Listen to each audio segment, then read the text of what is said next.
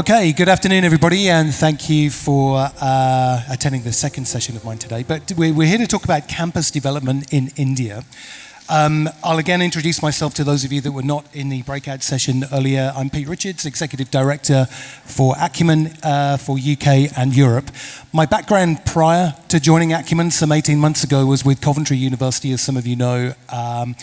I was the Associate Pro-Vice Chancellor International for Coventry University, specifically looking at their T&E and partnerships drive. We had about 20,000 students studying overseas via a network of about 45 partners. But what I also did during that time was launch or lead a project team which launched Coventry University's branch campus in the new capital of Cairo. So that was an 18-month project to take an idea into the reality of a campus launching in the new capital of Cairo back in 2018-19. We have a terrific panel assembled today to talk about the subject of launching new universities and developing new universities, and everything really from the embryonic idea through to actually pitching them up and making them reality and becoming great institutions in their own right. So please, I would like to start off and allow my panel colleagues to quickly introduce themselves. Hi, good afternoon, and my name is Vineet Gupta. I'm one of the founders of Ashoka University and also Plaksha University, which is a new technology university we've just opened in Mohali. I'm also a co-founder and managing director of Jamboree Education. We're a test prep company. Good afternoon. I'm Dipesh, executive director at the International Financial Services Center at GIFT City.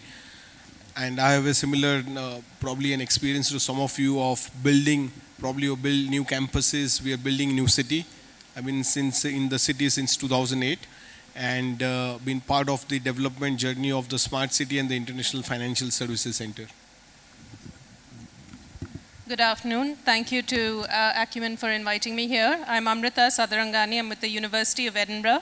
In my previous role as Executive Director of the Gujarat Biotechnology University project, I was involved in a conversation that started 7 years ago with the government of Gujarat to help establish a new biotechnology university.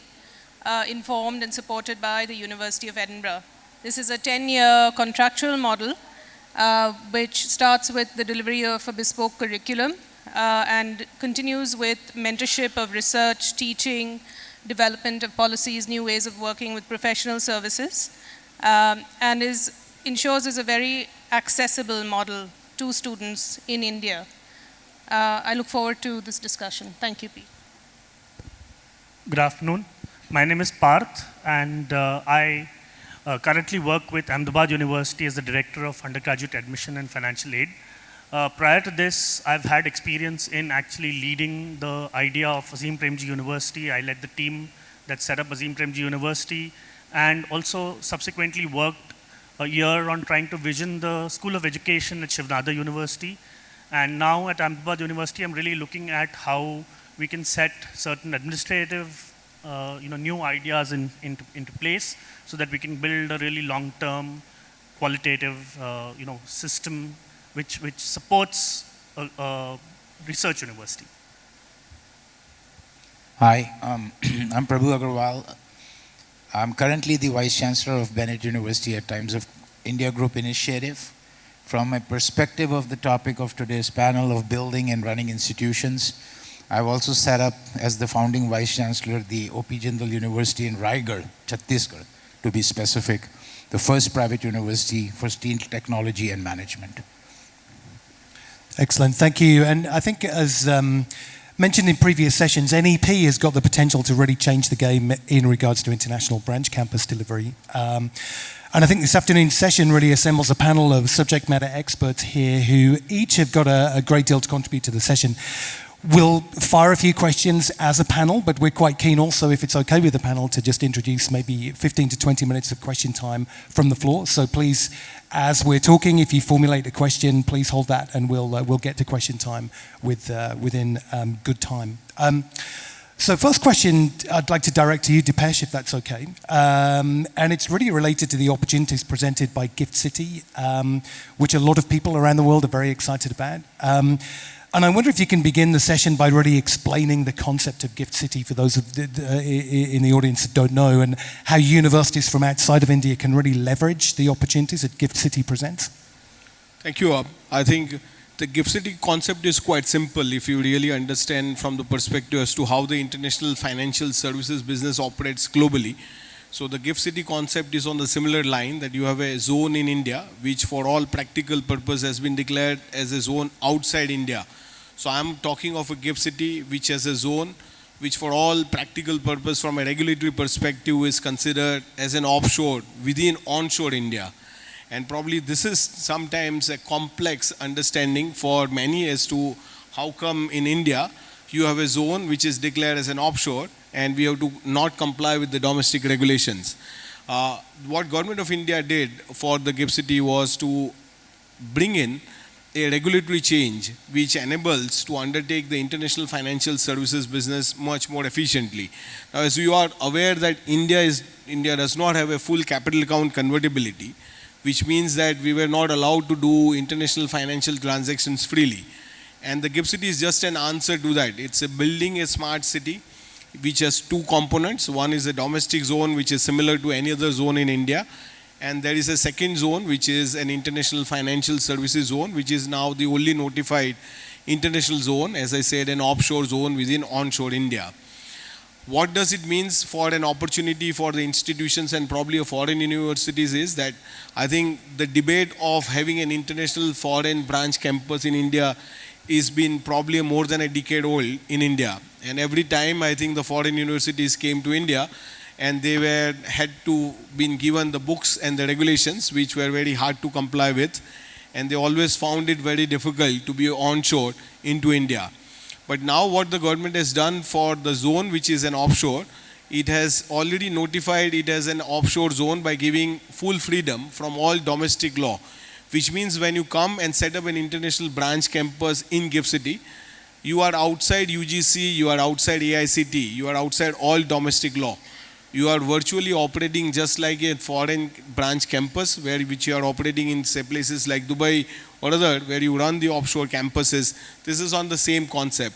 You deliver the degree which is the same degree which you delivered in your home country, and you are allowed to deliver the same degree here, and you are not required to follow local compliances in terms of recruitment, in terms of the faculty recruitment, so all academic freedom to the university coming in. And with this model, we have already announced the international branch campus regulation, which has allowed the universities to start coming in. And the first university, as in the morning, you might have heard the Australian ambassador saying that the Deccan University became the first university to got the in-principle approval, and they are slated to start in July 2024. And we have a second university which have applied to us for the international branch campus, is the University of Wollongong, again from Australia. And this has become a reality now. So we've been talking this for almost a decade. I think the national education policy in India is doing quite a remarkable work as far as the whole of domestic India is concerned. But I'm talking of a zone which is for all practical purposes separate from India and within Gift City, which has now given this regulatory freedom for the foreign universities to come in. Along with that, we have also enabled overseas education centers to come in.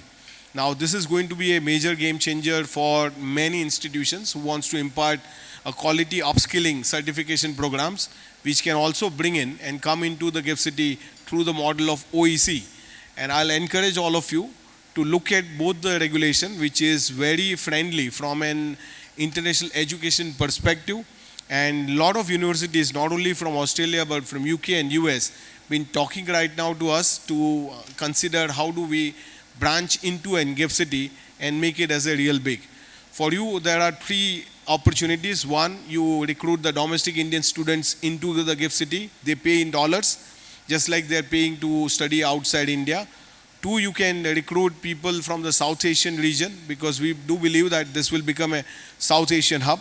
And there are a lot of opportunities, job opportunities emerging within the Gift City from the financial center itself, which needs a lot of skilled manpower to be recruited. So you have a direct opportunity of ensuring that the talent that you educate gets an employment within the financial center itself. Am I right in thinking that the courses delivered in GIS City need to have a financial influence, a financial element to the program? Is that correct?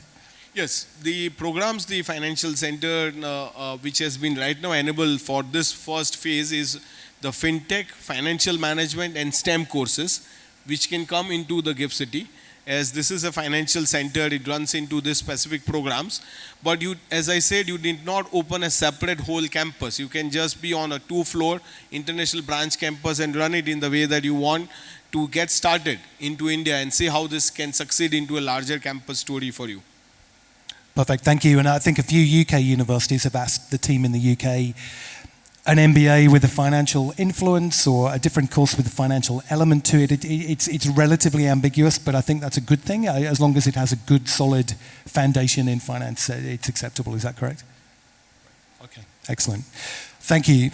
Next question to Vineet. I really enjoyed reading your profile, Vineet, and you've got first-hand experience of founding two, not one, but two universities, Ashoka and Pleksha, both very, very interesting institutions. But can I ask you two things? Firstly, the due diligence prior to those projects kicking off. What did you do really to establish and confirm that there is a market for that institution in that particular region, for those particular courses, etc.? And my second question, where do you start? It's like eating an elephant, right? They're such big projects. So first question maybe around your due diligence and how you arrived and solidified the idea, if that's okay. Yeah. So let me start with Ashoka perhaps first. And Ashoka is an idea we'd started thinking about in 2007. I think one way in which Ashoka is unique is that there was no one donor or one business group funding the university. Ashoka is a collective effort. It's a collective, what we call collective philanthropic effort. When we started, there were about 4 or 5 donors who came together with the idea to fund the university. Today, Ashoka has more than 200 donors, so it's expanded. So back to your question, I think the first thing, at least for us as Ashoka, was for this group to come together and be comfortable in being with each other and being comfortable in the idea that this group will together found Ashoka University. So a lot of our first few years really went into sitting together, coming together, and really putting putting a commitment to say that, look, we will build this institution. The second, in terms of due diligence, in terms of market, etc., there I think India does have huge shortage in higher education, and Sanjeev was talking about it. So we still have many more institutions to be built here. They were one of the few countries where we're building institutions every year. As I understand, there are about 30, 40 universities being built every year still. Well, Sanjeev would like us to believe otherwise, and I'm wondering whether we should actually be building physical infrastructure. But I do think that maybe in the next 2 to 3 decades, this transition from a purely physical campus to a digital campus will sort of play out. And my own belief is that the capacities of, whatever you could do in 10 acres earlier, you can probably do 10 times more in the same space. So maybe that'll change, but physical campuses are here to stay for a while. So getting this group together was the first one. The second was really in India, there's been heavy regulation around creating private universities. And around the time that we were thinking about setting up Ashoka, this was unfolding. These new legislations were unfolding. And higher education in India is on the concurrent list, which means both the federal government and the state governments can legislate and legislate separately, right? So state governments can create universities and central governments can. So many state governments at that point were very forthcoming. Haryana was one example. Rajasthan probably was the first one which opened up its gates to private universities. Haryana was probably the second one. And they all had these enabling legislations which allow private universities to come up. Otherwise, we couldn't have come up, despite all the the law of the land just didn't allow private universities to be set up easily. You had to go through the UGC route, and there was this, that you had to be a college first, and then after 10 years. So I think the second was that around the time we were thinking, there was this enabling legislation in many states which allowed us to open private universities, and our due diligence was really centered around that. Which are the states which are allowing private universities to come up? And I remember back in that date, we actively considered Rajasthan, we considered Haryana, we considered Madhya Pradesh. We considered Punjab. I think those were the 4 states. This group of 4, 5 all belonged to Delhi. So we also wanted to be close to Delhi. So that was second. And then as we started speaking to state governments, there was strong response from Haryana. In fact, the Chief Minister really was very keen for Ashoka to come up in Haryana, and that sort of zeroed down on location. So it was not so much market, but it was more the legislation of a particular state which was enabling. And I think the third is that in India, acquisition of land is always tricky. And acquiring land and making sure the land is free from all encumbrances, as a clean title is developed, which means it has connectivity and roads, people can actually go there, is not often easy. And Haryana was building this Rajiv Gandhi Education City in Sonipat, just on the outskirts of Delhi. And we found that to be a great location, and I think our premise has been validated, because 15 years later, you see there's a sort of a ring road which has come around Delhi, which pretty much goes very close to Ashoka. There's a lot of development coming up there. So, and Haryana was forthcoming in sort of promoting that. So the idea that a state government was sort of willing to commit and promote this area as an education city made us choose Haryana. So that was around that. I think universities are really about people. They are about faculty and students. So recruiting the best faculty and recruiting the best students was really at the heart of building Ashoka. And we felt that while we build the campus and the campus is going to take a while to come up, we should start running some academic programs. And then some people may remember that we started a program called the Young India Fellowship in a rented campus in Delhi. It was a 1-year postgraduate program. In fact, there are a couple of alum here in the audience who are graduates of that program, and a couple of them work for Sanam. So in fact, when I entered, I met Shiti, who's a YF alum, and she mentioned that she now works with Sanam.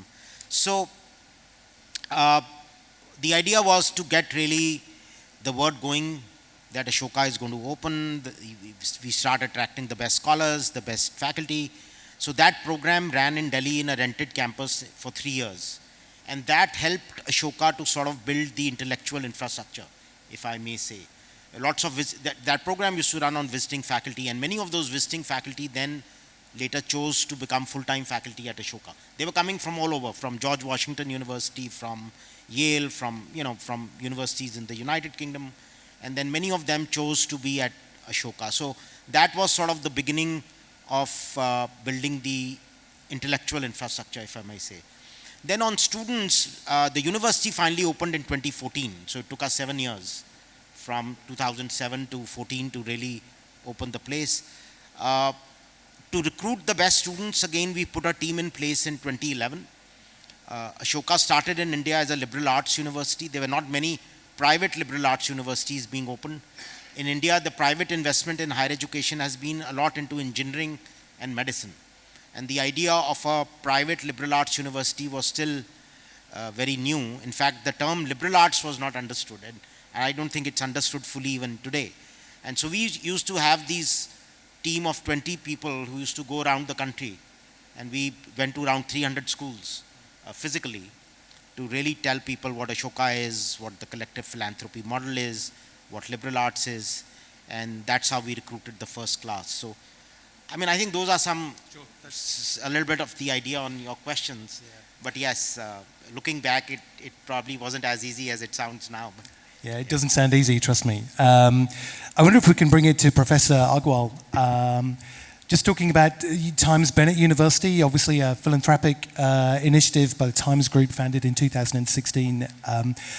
A similar experience. I'm keen to understand how the institution was able to build its credibility and reputation as quickly as it has for a university to begin just 6-7 years ago to build the reputation it's had today. Was that built on the bedrock of, again, recruiting terrific academics and marketing the courses well? What was your experience with Times Bennett?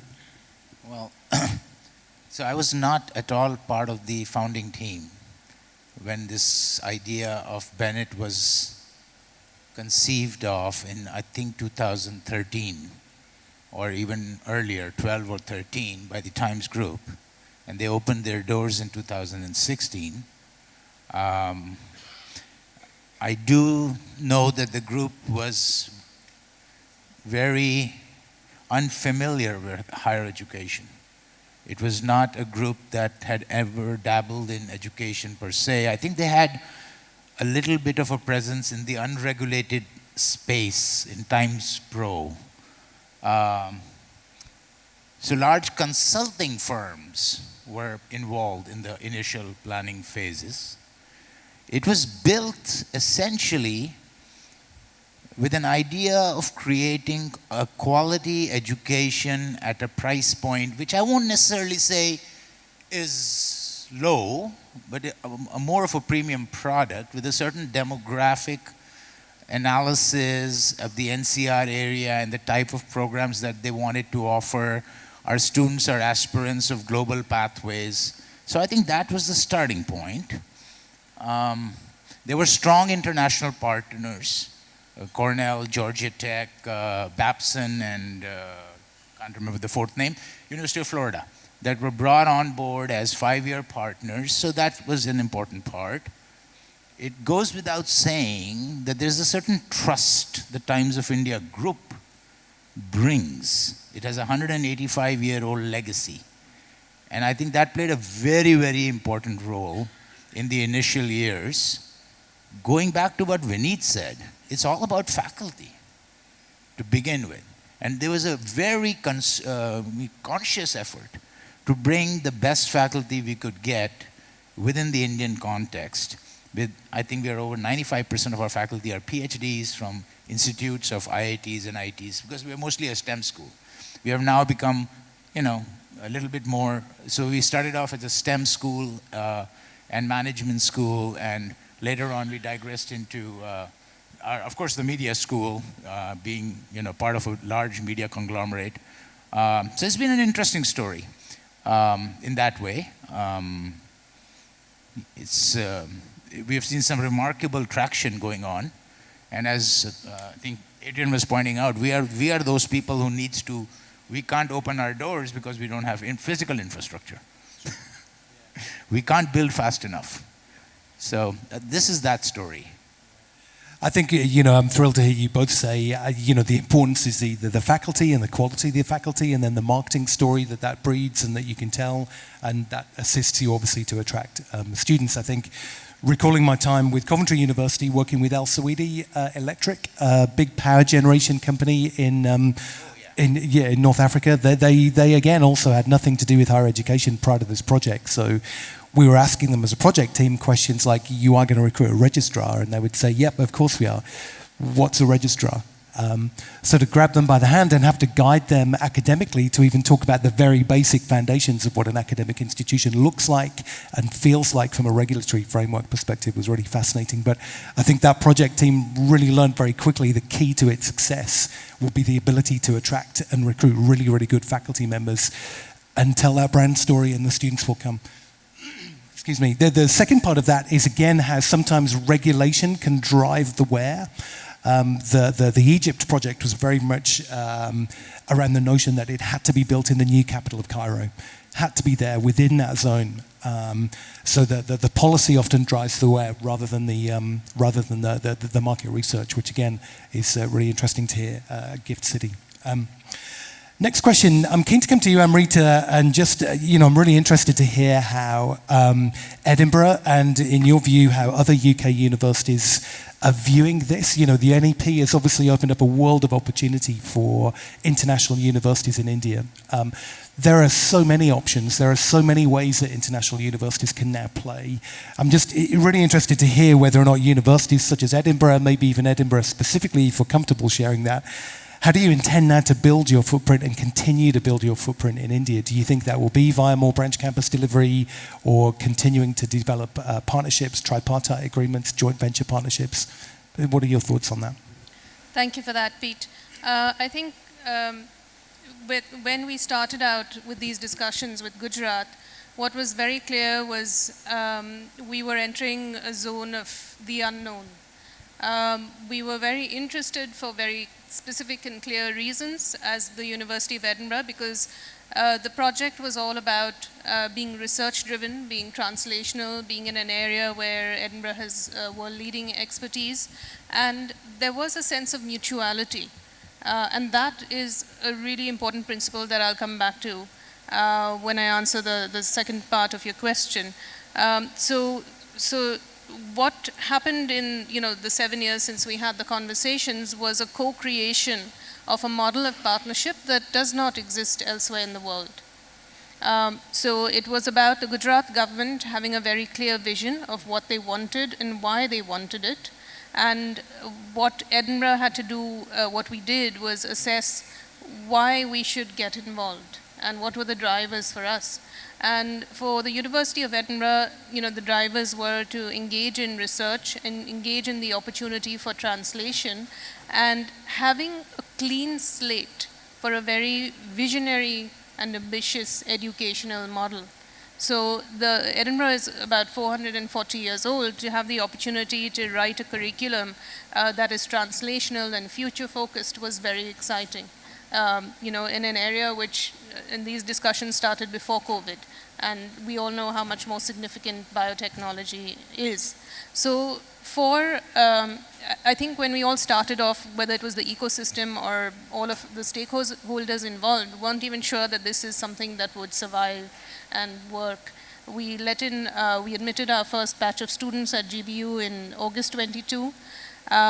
We're getting ready for the second intake. We have about 22 faculty that Edinburgh were heavily involved in helping to recruit, and that itself, as colleagues, as people on the panel here have said, that recruiting the right faculty is just the core of any new institution. So we were very pleased that there was a huge amount of openness to overlaying the rule-driven ecosystem approach to recruiting faculty with Edinburgh's approach and advice. So that was the first sort of sign of how collaborative this institution is going to be. In terms of what that means for the future, Edinburgh has strategically not been focused on the international branch campus model, neither in India nor elsewhere, and I'm not sure that's going to change in the near future or in the medium future. What Edinburgh has always done, even in other parts of the world, are mutually beneficial partnerships with partners, with stakeholders, and has always been quite creative in designing these partnerships. So there's a very interesting partnership called Una Europa, which is an alliance of 8 or 9 research-led institutions across Europe, which provides degree and program mobility to a great degree. It's really an interesting design for us to consider here as well with the new regulations. There is the MasterCard Foundation program with Africa. In China, we've not set up an international branch campus. It's their joint institutes. So you again see that mutuality. And I think that's going to be the way forward. Excellent, thank you. And final question to the final panel member, really, before we start to throw out a few different questions, maybe from the audience, is around, Parth, if you can talk about admissions and where a new university might look and research where to pitch itself from an admissions and enrollment perspective. I think that was, again, a really interesting part of the Coventry Egypt project was, okay, what do we want to be when we launch in terms of, do we want this to be a premium product, which is really hard to get into and expensive, or do we want to go to a different spectrum or somewhere in the middle? So what would be your advice for any international university seeking to launch a campus, how they can research that and pitch themselves? Sure, thanks, Pete. I think before I answer that question, I wanted to also mention that two of the institutions that I've been working for, which is Azim Premji University as well as Ahmedabad University, I think more than admissions, our focus was on what is it that we're trying to solve. I think the key to institutions of the future are they just teaching institutions, or are they actually trying to solve problems that society faces? And what problem is it that is worth solving? So interestingly, this story at Azim Premji Foundation began as an institution that was working in public education. And we realized that if we wanted to solve the public education problem, we couldn't do it unless we also looked at higher education as a core part that solved that problem. Similarly, at Ahmedabad University, we wanted to look at how a comprehensive research university in India can be really built. And I think, as the other panelists have said, I think Vineet said and Professor Agarwal also said, faculty is the weakest link. Unless, and I would go on to say that even if you do not build, you can postpone your plans if you don't get the right faculty. Don't be in a hurry to start. Don't be in a hurry to build an institution. I think, another very interesting thing is ranking systems are really harming what institutions are. Because all new institutions are now wanting to be on that ranking system in the short period of time. And really, the importance is in slowing down and pursuing long-term goals. So, maybe have a goal for 50 years rather than saying, okay, in 10 years, I want to be in the ranking system. So how do you then look at admissions from that perspective? Like at Ahmedabad University, we are even happy to say that, okay, we will not take a certain number of students because we only want to build a certain kind of a quality institution, and we are willing to wait. Now, that also often requires some deep resources, and this is something that everybody has to think about as you try to set up an institution in a country which has a complex set of laws. Unfortunately, they've changed a lot. We started thinking about Azim Premji University in 2007, just when Ashoka also started thinking about the university. And really, the third piece is, what do young people really want? And in India, often that answer is that they want, they think it's a means to a job, a means to a career. But is that enough for a young person in a world where they're going to change careers? So can you teach them to learn? Can you teach them to develop perspectives? Can you teach them, interdisciplinary perspectives that will be of value to them in the long run? Should we really, only offer to them skills that they want for the first job? I think these are critical questions that universities need to answer before they sort of go on. And I think as an admissions head also, I think this is a very critical issue. There are lots of students out there who will love to have a degree which has a 2+2, and then 2 years they do in India and 2 years they go abroad, because all of them think only from the perspective of the job. But the first job is not a career. It's not something that they love, something that they'll be passionate about, something that they'll want to change. And I think we need to instill in young people that belief that they can change systems. They can be more than just another cog in the wheel. It's really, really interesting. And how do universities achieve that? I think I've been in the sector for 12 or 13 years now, and that's been a hot topic ever since I joined the sector, really, around the notion of genuine lifelong learning and how we as institutions can follow a student from their undergraduate through to their postgraduate through a career change, or 3 or 4 career changes, which is not uncommon. And I'm keen to hear from anybody in the panel, really, in terms of how EdTech can play into that, micro-credentialing, following a student through their career, to help them relearn and learn new skills as the landscape of employability changes and their careers change. Anybody feel like taking that very big question on? Please.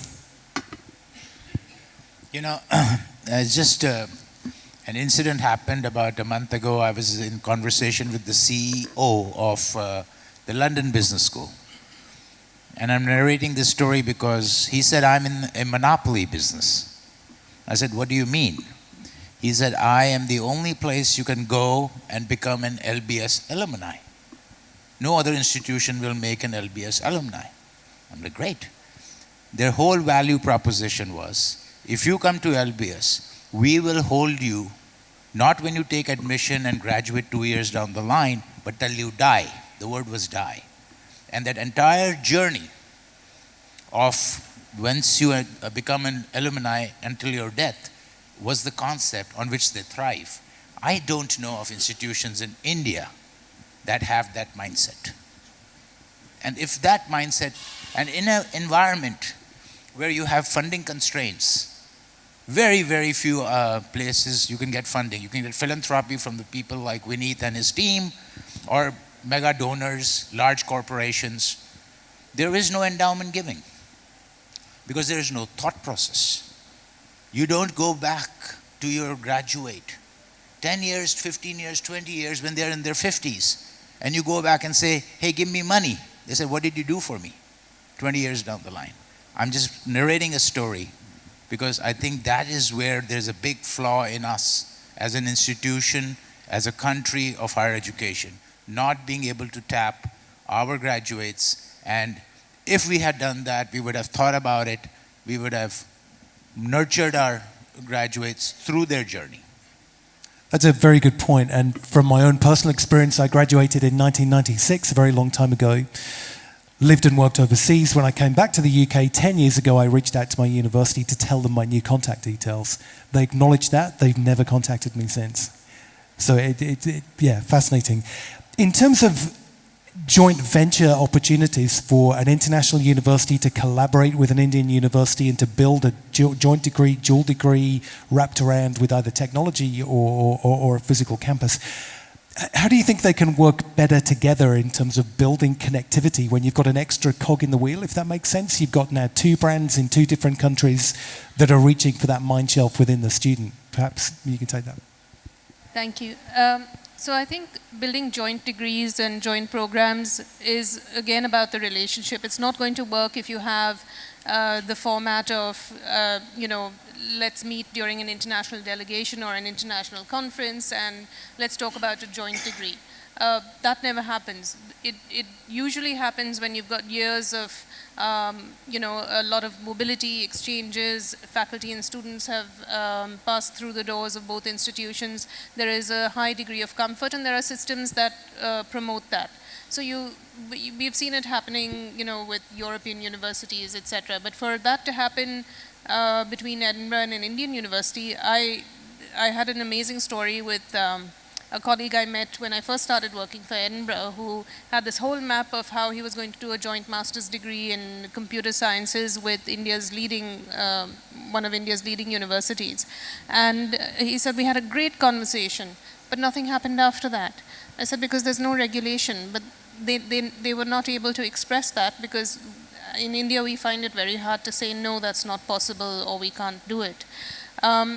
With the GBU model, GBU will give GBU degrees right now, but because Edinburgh has been part of its development and establishment, we see the development of a joint master's or joint PhD, accompanied by the supporting regulations that we have now, become quite the next step as we settle into the collaboration.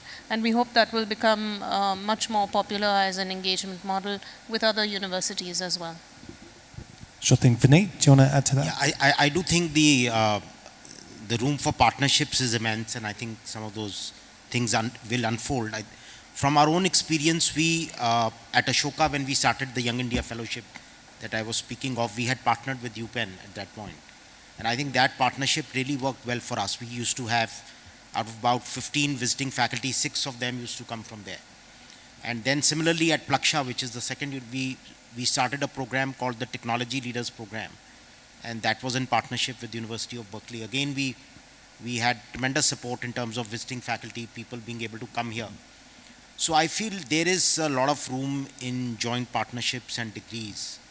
And especially for international universities looking to sort of establish a base in India, it's a good model. I think there are many credible places in India which universities can partner with and launch these joint programs, joint degrees. But probably, as Shalini says, it needs a little bit more skin in the game, and it needs a little bit more commitment from both institutions. And I think it really boils down to this question on what's in it for us. I think both institutions really asking this question. That's a good point. And I think working in the partnerships field for a period of time, you have to continually ask yourself why. Why this T&E relationship? Why this partnership? Why this branch campus? I think it's a very, very important point. We've mentioned employability very briefly, but it's such a key topic. I'm keen to touch on that further. I think institutions, rightfully so, are looking inwardly now at employability and making sure that their curriculum is fit for purpose and will enable students to go out into the wide world and to enjoy terrific careers and come back and continue to learn. In terms of branch campus delivery and international universities trying to come to India to build a branch campus, they again become almost one step removed from the delivery market or the employability market that their graduates will come from. What advice would you give to a UK university or an American university, Canadian, Australian, New Zealand, anybody, any international university? how do they bridge that gap? How would you recommend that they bridge that gap of employability? Because it's difficult for Indian institutions in India, British institutions in the UK. If they're again one step removed, what advice would you give around employability and making sure that the curriculum is genuinely fit for purpose?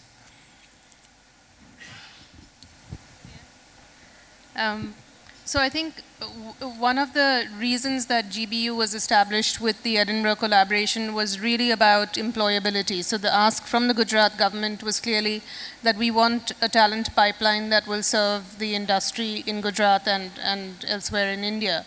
The curriculum, therefore, had to be relevant. And the way we went about doing that was the Gujarat government provided data, there were industry interfacing bodies that provided information. The Edinburgh team involved also talked to industry. So the investment in time, in effort to really understand what is it that was required, how could we deliver it, making sure that we, during the process we informed ourselves, and then this will be a continuous iteration that is this relevant to industry today, but also to their employees of the future. And not just, this is not a static document, this is not a static learning, teaching, testing system. It is something that will accept evolution. It's built, with digital technology platforms, etc. And one of the biggest philosophies behind how they design the curriculum, as my academic colleagues tell me, it's about failing. So first of all, it's about challenge-led problems. It's about failing. It's about learning from that failure and lather, rinse, repeat. So employability is very much at the core of what we've done, and a huge amount of effort in this whole project has been towards addressing that. Sure thing, thank you. Talking of failing, that kind of segues into a lessons learned question. We've all been involved at some point in time in our careers in terms of launching a brand new university in some way, shape or form. What are the lessons learned? What are the things that you potentially may have done incorrectly in that project? Or if you could wind the clock back and do it again, what have been your experiences where you might have done something a little differently? Maybe you can contribute to that at the end.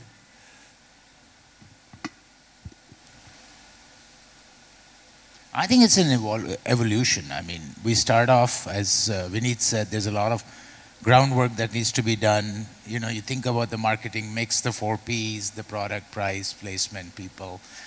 We start there, you fine-tune the model. It's a long-term game. It's not going to happen in 4 years, 5 years. You need long gestation periods. Your strategy, whatever you have thought of when you start off, you need to remain true to that to some extent, in the sense that if you say I'm going to be focused on quality, I'm going to wait it out like Ahmedabad's waiting it out. I know Ashoka's first incoming batch was way below their target numbers because they wanted to wait it out. So along the way you tweak the model, you evaluate new programs.